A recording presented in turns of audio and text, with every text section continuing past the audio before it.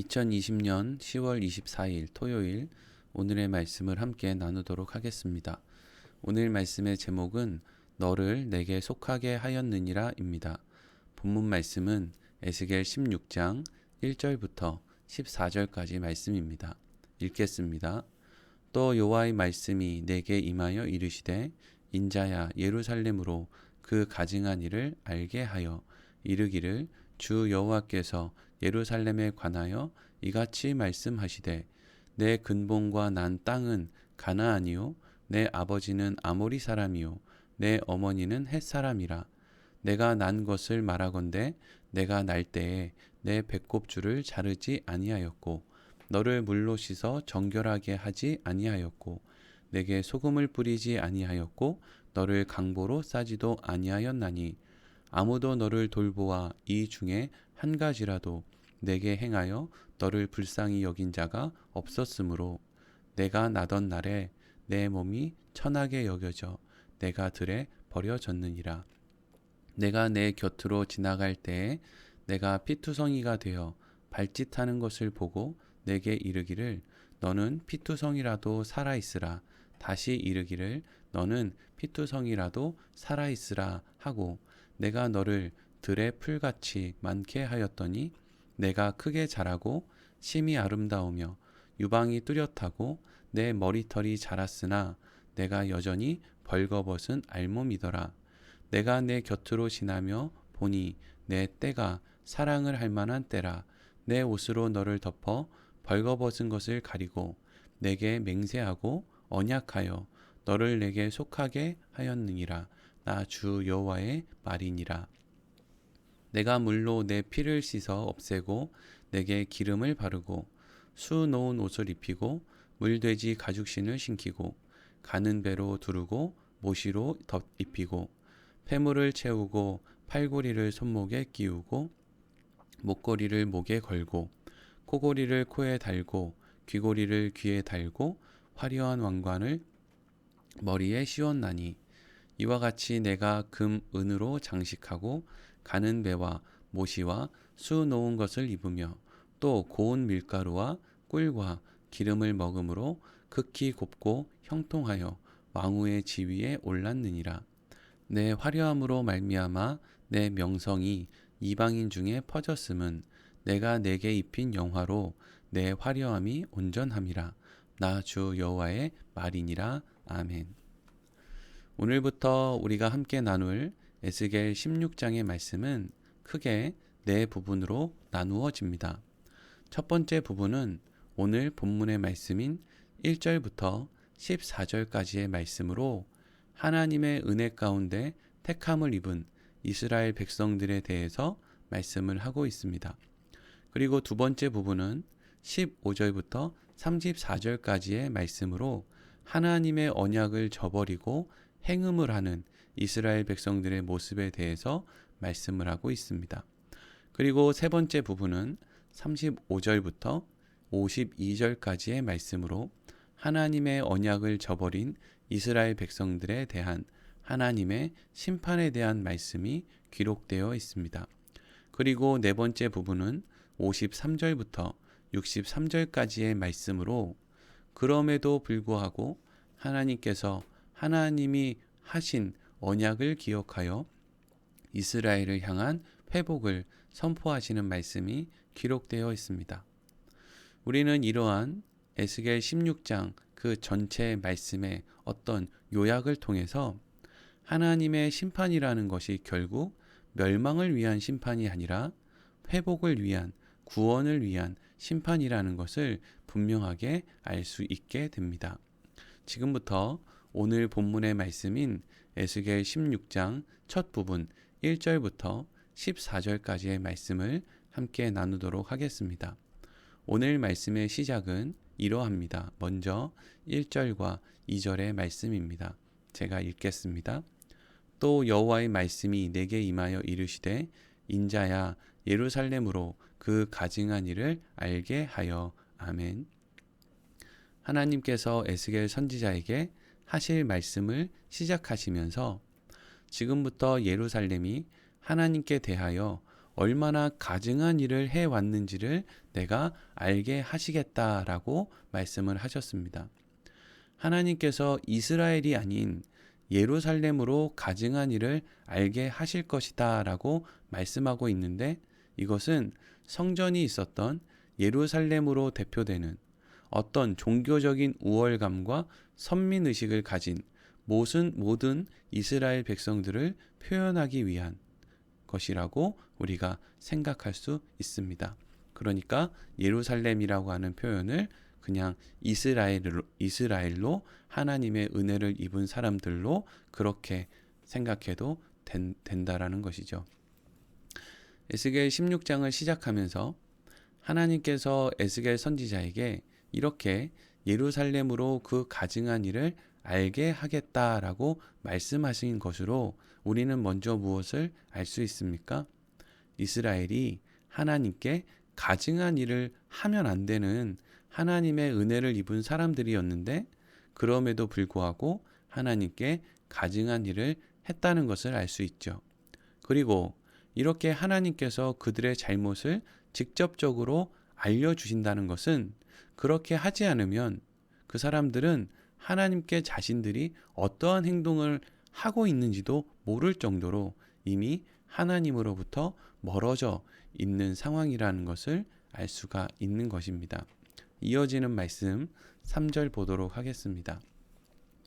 이르기를 주 여호와께서 예루살렘에 관하여 이같이 말씀하시되, 내 근본과 난 땅은 가나안이요 내 아버지는 아모리 사람이요 내 어머니는 헷 사람이라. 아멘. 하나님께서는 지금 하나님께 가증한 일을 하고 있는 예루살렘으로 대표되는 이스라엘 사람들이 지금은 마치 자신들이 대단한 존재라도 된 것처럼 말하고 행동하지만, 실제로 그들의 시작은 다른 우상을 섬기는 이방 민족과 다를 것이 없었다라고 말씀을 하고 있습니다.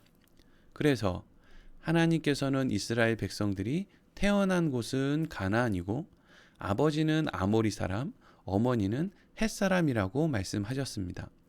이것은 가나안, 아모리, 헷이라고 하는 우상을 극렬히 섬기는 이방 민족들이 살아가고 있는 땅을 지금 언급하는 것으로, 이스라엘 사람들이 애초에 우상을 섬기는 사람들과 전혀 다를 바가 없는 자리에 있었던 사람이라는 것을 지금 말해주고 있는 것이죠. 그리고 여기서 한 걸음 더 나아가서 하나님께서는 이스라엘 백성들이 심지어 이방 민족들과 비슷한 수준도 아니라 처음에는 더 형편없는 존재들이었다라는 것을 말씀하고 있습니다. 4절에서 7절까지 이어지는 말씀 보겠습니다. 내가 난 것을 말하건대 내가 날 때에 내 배꼽줄을 자르지 아니하였고 너를 물로 씻어 정결하게 하지 아니하였고 내게 소금을 뿌리지 아니하였고 너를 강보로 싸지도 아니하였나니 아무도 너를 돌보아 이 중에 한 가지라도 내게 행하여 너를 불쌍히 여긴 자가 없었으므로 내가 나던 날에 내 몸이 천하게 여겨져 내가 들에 버려졌느니라. 내가 내 곁으로 지나갈 때에 내가 피투성이가 되어 발짓하는 것을 보고 내게 이르기를 너는 피투성이라도 살아있으라. 다시 이르기를 너는 피투성이라도 살아있으라 하고 내가 너를 들에 풀같이 많게 하였더니 내가 크게 자라고 심히 아름다우며 유방이 뚜렷하고 내 머리털이 자랐으나 내가 여전히 벌거벗은 알몸이더라. 아멘. 하나님께서는 이스라엘 백성들을 버려진 한 여자아이에 비유해서 말씀을 하고 있습니다. 하나님께서 이스라엘 백성들을 설명하기 위해서 비유한 한 여자아이에 대한 기록은 이러합니다.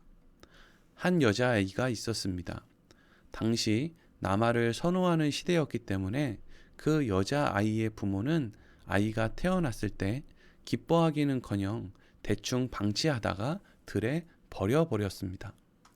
오랜 시간이 지나도 버려진 여자아이를 거두어주는 사람은 없었습니다. 하나님께서는 버림받아 피투성이가 되어 버린 여자아이에게 이렇게 말씀을 하셨습니다. 너는 피투성이라도 살아있으라. 반복해서 말씀하시죠. 너는 피투성이라도 살아있으라. 원래 이 여자아이는 버림을 받아 들판에서 죽어야 했지만 하나님의 은혜를 입어 하나님의 명령 가운데 죽지 않고 들판에서 성인이 될 때까지 자라게 됩니다. 그리고 그 여자아이가 성인이 되었을 때 하나님께서 다시 그 여자아이를 찾아오셨습니다. 그리고 하나님께서 이 여자에게 어떤 일을 하셨습니까? 이어지는 말씀을 보겠습니다. 8절부터 14절까지 말씀입니다. 내가 내 곁으로 지나며 보니 내 때가 사랑을 할 만한 때라. 내 옷으로 너를 덮어 벌거벗은 것을 가리고 내게 맹세하고 언약하여 너를 내게 속하게 하였느니라. 나 주 여호와의 말이니라. 내가 물로 내 피를 씻어 없애고 내게 기름을 바르고 수 놓은 옷을 입히고 물돼지 가죽신을 신기고 가는 배로 두르고 모시로 덧입히고 폐물을 채우고 팔고리를 손목에 끼우고 목걸이를 목에 걸고 코걸이를 코에 달고 귀고리를 귀에 달고 화려한 왕관을 머리에 씌웠나니 이와 같이 내가 금 은으로 장식하고 가는 배와 모시와 수 놓은 것을 입으며 또 고운 밀가루와 꿀과 기름을 먹음으로 극히 곱고 형통하여 왕후의 지위에 올랐느니라. 내 화려함으로 말미암아 내 명성이 이방인 중에 퍼졌음은 내가 내게 입힌 영화로 내 화려함이 온전함이라. 나 주 여호와의 말이니라. 아멘. 하나님께서는 여자아이가 성인이 되었을 때 그 여자아이를 찾아가셨습니다. 그리고 자신이 입고 있는 옷을 덮어주셨습니다. 언약을 맺어 하나님께 속한 사람이 되게 하셨습니다. 물로 피를 씻어주셨고 그 위에 기름을 부어주셨습니다. 그리고 수 놓은 옷을 입히고 가죽신을 신기고 폐물을 몸에 채워주셨습니다. 하나님께서 주시는 금과 은으로 장식을 하고 가는 배와 모시와 수 놓은 것을 입은 성인이 된 여인은 밀가루와 꿀과 기름을 먹음으로 극히 곱고 형통하게 되었고 왕후의 지위에 오르게 되었습니다. 그리고 하나님의 은혜 가운데 왕후의 자리에 오른 여인은 이방인들 가운데 그 명성이 퍼졌습니다. 결국 부모에게도 버림을 받은 이 여자아이는 하나님의 은혜를 입어 성인이 되고 그리고 왕후가 되었고 모든 사람들에게 그 명성이 널리 퍼질 정도로 영화롭고 화려하고 온전한 사람이 되었다 하는 것이죠. 우리는 이러한 하나님의 말씀이 무엇을 말하고 있는지를 쉽게 알 수 있습니다. 이것은 말로 다 설명할 수 없는 하나님의 큰 은혜를 입은 이스라엘 백성들에 대한 말씀을 지금 하고 있는 것입니다. 그런데 하나님께서는 이렇게 하나님의 큰 은혜를 입은 이스라엘 백성들에 대해서 자세히 설명을 해 주심으로 그 후에 이어지는 말씀을 통해서 무엇을 말하려고 하는 것입니까? 그런데 그렇게 하나님의 큰 은혜를 입은 이스라엘 백성들이 하나님을 버리고 떠나는 가증한 일을 행했다라는 것을 말씀하시려는 것임을 우리가 알 수 있게 되는 것입니다. 오늘 본문의 말씀의 내용은 여기까지입니다. 오늘 본문의 말씀은 하나님께서 이스라엘 백성들에게 말로 다 할 수 없는 큰 은혜를 베풀어 주셨다라는 것을 말하고 있습니다. 우리는 오늘 말씀을 통해서 한 가지 중요한 메시지를 얻을 수 있습니다. 그것은 오늘 본문 6절 말씀에 기록된 내용입니다. 6절 말씀을 다시 한번 읽어보겠습니다. 내가 내 곁으로 지나갈 때에 내가 피투성이가 되어 발짓하는 것을 보고 내게 이르기를 너는 피투성이라도 살아있으라. 다시 이르기를 너는 피투성이라도 살아있으라 하고 아멘. 하나님께서는 들판에 버림을 받아 죽어가는 아이를 그 자리에서 바로 구해 주시지 않았습니다. 그 아이에게 너는 피투성이라도 살아있으라 라고 반복해서 명령만 하셨습니다. 사실 이것은 우리가 쉽게 이해하기 어려운 말씀입니다. 우리는 이렇게 생각할 수 있습니다. 하나님께서 어차피 여자아이를 구해 주실 것이라면 아이가 버려진 것을 보았을 때 바로 구해 주시지, 왜 그 아이가 들판에서 다 자랄 때까지 버려두셨는가? 그리고 그냥 들판에 버려두실 것이라면 죽게 내버려 두시지, 왜 죽지도 못하게 너는 피투성이라도 살아있으라 라고 명령을 하셔서 그곳에서 그렇게 자라도록, 죽지도 못하고 자랄 수밖에 없도록 그렇게 하셨는가 하는 것입니다. 먼저 우리가 알아야 할 것은 하나님께서 이 여자아이를 택하신 그 시점이 그 아이를 옷으로 덮고 언약을 맺고 씻기고 옷을 입히고 폐물로 치장해 주는 때가 아니라 들판에서 여자아이가 죽어갈 때, 그리고 그 여자아이를 향해서 너는 피투성이라도 살아있으라 라고 하나님께서 말씀하셨을 때, 그때 이미 하나님께서는 이 여자아이를 택하시고 하나님께 속한 사람으로 그렇게 정해 주셨다라는 것이죠. 하나님의 택함을 받은 사람은 아무리 죽을 수밖에 없는 상황에 있을지라도 결코 죽을 수가 없습니다. 자기 자신도 자신을 죽일 수가 없습니다. 죽음은 전적으로 하나님이 주관하는 것이기 때문입니다. 그렇다면 왜 하나님께서는 이미 하나님의 택함을 받고 하나님께 속한 이 여자아이를 들판에 버려진 것을 보았을 때 구해주시지 않고 여자아이를 정한 때가 될 때까지 죽지도 못하게 하시면서 들판에 내버려 두신 것입니까? 그러한 시간이 그 여자아이에게 필요했기 때문이죠. 하나님께서 그러한 시간을 허락하시는 것은 그것으로 자기 자신의 한계가, 자기 자신의 실체가 무엇인지를 인지할 수 있는 시간이 인간에게는 필요하기 때문입니다. 하나님께 택함을 받은 사람들은 먼저 자기 자신이 얼마나 어리석고 연약한 존재인지를 반드시 인지할 수 있어야만 합니다. 그것을 인지하지 못하는 사람은 결코 하나님을 온전히 믿을 수가 없습니다. 여러분, 하나님을 믿노라고 말하는 사람들의 가장 큰 문제가 무엇입니까? 오늘날 그리스도인들의 문제, 종교인들의 문제, 종교 지도자들의 문제가 무엇입니까?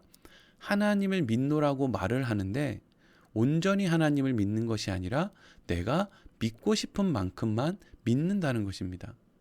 왜 그렇게 믿습니까?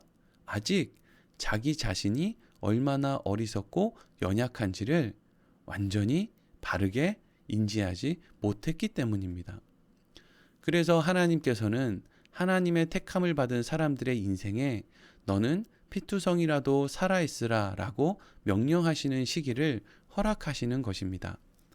사랑하는 성도 여러분, 우리가 하나님을 믿되 온전히 믿기 위해서는 우리 자신이 얼마나 어리석고 연약한 존재인지를 분명히 인정할 수 있어야 합니다. 그것이 분명히 서지 않으면 우리는 결코 하나님을 온전히 믿을 수가 없고 나 자신을 오히려 하나님의 자리에 두려고 하는 그런 어리석은 짓을 할 수밖에 없다는 것입니다. 그런데 여기서 한 가지 더 생각해야 할 것은, 그러나 문제는 우리가 우리의 연약함과 어리석음을 깨닫고 그것을 인정하고 하나님을 온전히 믿는 그런 일을 하려고 할지라도 사실 우리의 어리석음과 연약함을 인정하는 그 시간이 그리 오래 지속되지 않는다는 것이죠. 이게 우리의 문제이기도 하고 또 우리에게 무엇을 보여주고 있는 이스라엘 백성들의 그 모습이기도 합니다. 여러분, 왜 우리는 우리의 연약함과 어리석음을 깨닫고 인정하는 그 시간을 오래 지속시킬 수 없는 것입니까? 그것이 바로 우리가 연약하고 어리석다라는 증거이기 때문입니다. 우리는 우리가 얼마나 연약하고 어리석은지를 어떤 문제를 통해서 그렇게 분명하게 인지를 해놓고도 금방 잊어버리는 존재들입니다. 얼마나 잘 잊어버리는지 우리 스스로의 모습을 생각할 때 정말 쥐구멍에라도 숨고 싶은 심정일 때가 한두 번이 아니죠. 그런데 또 우리는 그러한 심정이었던 나의 모습을 잊어버리고 또 교만의 옷을 입게 된다는 것이죠. 그렇기 때문에 좋은 교회가 된다는 것, 좋은 그리스도인이 된다는 것은 무엇을 말하는 것입니까? 자신의 연약함과 어리석음을 늘 기억하며 하나님의 은혜를 구하며 겸손하게 서는 자신의 자리를 지키기 위해 애쓰는 행동, 그것이 좋은 교회와 좋은 그리스도인을 만드는 가장 중요한 삶의 모습이라는 것이죠. 여러분, 우리에게 좋은 교회, 좋은 그리스도인의 자리를 잘 지킬 수 있는 그러한 지혜가 늘 가득하기를 간절히 소망합니다. 오늘 말씀을 마치도록 하겠습니다.